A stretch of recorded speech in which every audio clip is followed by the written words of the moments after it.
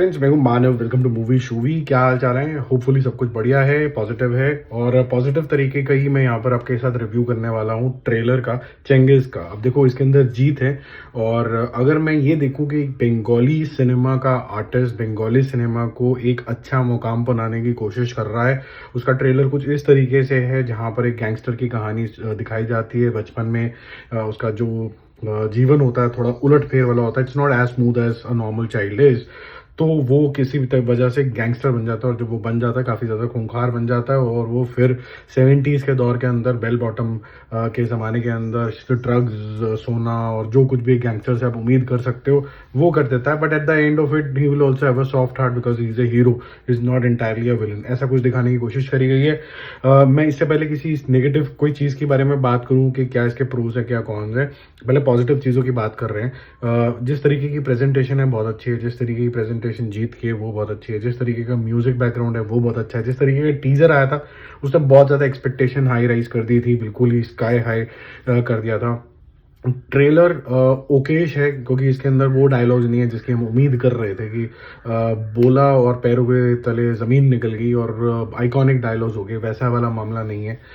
जो विजुअल्स अब देखने को मिले, क्योंकि टीजर में कम विजुअल्स थे, करीबन 1.25 मिनट 1.5 मिनट के टाइप का वो टीजर था। अब ये थोड़ा लंबा ट्रेलर है। इसके अंदर आपको जो विजुअल्स है बहुत हद तक देखे हुए दिखेंगे। जो स्टोरी लाइन है वो बिल्कुल ही कट कॉपी पेस्ट वाली लगेगी, क्योंकि एक डॉन और उसके बाद उसके नीचे क्या हुआ था उसके बचपन के अंदर, फिर वो कैसे राइज कर जाता है, फिर एक्चुअली में एंड में शायद मार दिया जाएगा उसको, ये दिखाने के लिए कि बुराई की हमेशा वही होती है, हार ही होती है, ऐसा कुछ हो जाएगा।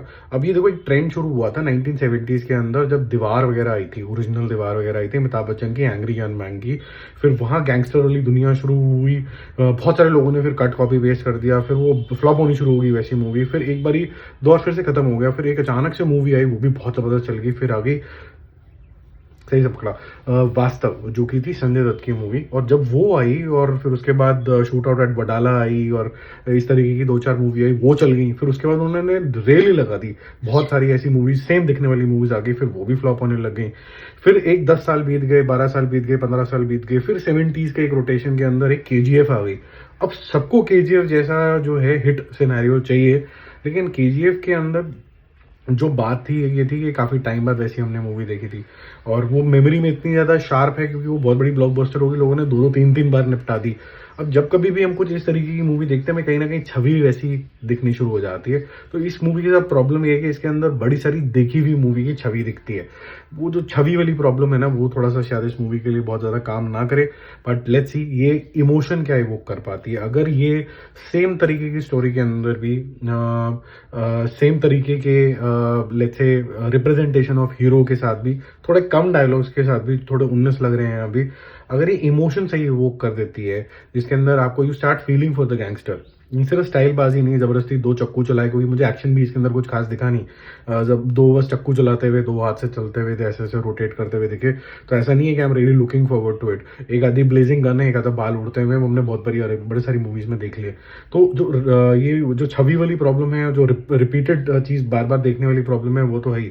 लेकिन अगर आपने इमोशन सही तरीके से वो कर दिए, ये पर्पस बता दिया कि चेंगिस जो कर रहा है वो क्यों कर रहा है, और इवेंचुअली क्या आप इसकी दुविधा से रिलेट कर पा रहे हो कि नहीं कर पा रहे हो, वो आपकी आंखों में हल्की सी चमक या आंसू आते हैं उसके लिए, तो फिर भी ये मूवी के ऊपर कुछ होप है। अदरवाइज थोड़ा सा डिफिकल्ट है इसका चलना। लेकिन मैं आपको ये चीज़ बता दूँ, ये बहुत बड़ी ब्लॉकबस्टर होने वाली है, स्पेसिफिकली वेस्ट बंगाल साइड के अंदर, जहाँ पर, और बंगालियों के लिए काफ़ी ज़्यादा प्राउड फीलिंग होगी कि कुछ एक उनका सिनेमा भी जो है वो ऐसा अटेम्प्ट कर सकता है। मैंने सुना है इसका बजट बहुत ज़्यादा लिमिटेड है। विजुअल्स आप ले लीजिए, चाहे छोटे मोटे बॉम्ब के जो सीन दिखाए गए हैं, या फिर जो हल्का फुल्का ही इन्होंने VFX यूज़ किया है, ज़्यादा नहीं है CGI विजय, हल्का फुल्का सा ही काम है, वो थोड़ा ठीक ठाक लग रहा है। लेकिन साथ ही साथ में वो हाई प्रोडक्शन वैल्यू भी नहीं लग रही है। ऑब्वियसली जब कभी भी कोई ऐसा सिनेमा होता है जो नया कुछ करने की कोशिश करता है, तो नए करने के लिए कोई भी एकदम पैसा नहीं डालता, तो पहले कहता है कि थोड़ा सा प्रूफ ऑफ कॉन्सेप्ट करके दिखाओ। तो शायद ये प्रूफ ऑफ कॉन्सेप्ट के तरीके से काम करेगा बंगाली सिनेमा के अंदर, कि हम भी पैन इंडिया मूवी कुछ अटेम्प्ट कर सकते हैं। तो इसमें अगर कुछ चल गई है मूवी थोड़ी बहुत इधर उधर, तो फिर उसके बाद मेरे ख्याल से बड़ी मूवीज़ के लिए भी बजट मिलेगा बंगाली सिनेमा के अंदर। मुझे ऐसा कुछ फीलिंग सी आई इसको देख के। आपको क्या लगा कमेंट करके ज़रूर बताना। बदतमीज़ी करने वाले लोगों को हम इमीडिएटली ब्लॉक कर देते हैं। तमीज़ के दायरे में हमने जैसे आपको समझाने की कोशिश करी कि हमारी क्या फीलिंग है इसको लेके और हमें क्या लगता है, विजुअली कैसी मूवी लग रही है, डायलॉग्स कैसे हैं, किस तरीके का रिप्रेजेंटेशन है, हर चीज़ कवर करने की कोशिश करी है विद ऑल लॉजिक्स। तो लॉजिकली बात करना, बदतमीज़ों को हम बिल्कुल भी टॉलरेट नहीं करते हैं इस चैनल के अंदर। हमें कोई लालच नहीं है व्यूज़ का, हमें कोई लालच नहीं है कि हमारे सब्सक्राइबर्स अचानक से 1 मिलियन हो जाएँ। हाँ, ये ज़रूर है कि हम 50,000 सब्सक्राइबर्स तक जल्दी पहुँचना चाहते हैं कि लाइक माइंडेड सभ्य लोग। तो सभ्य हो तो आप अपने आप ही यहाँ पर चैनल को सब्सक्राइब करोगे, otherwise there is no need यार। Thank you so much.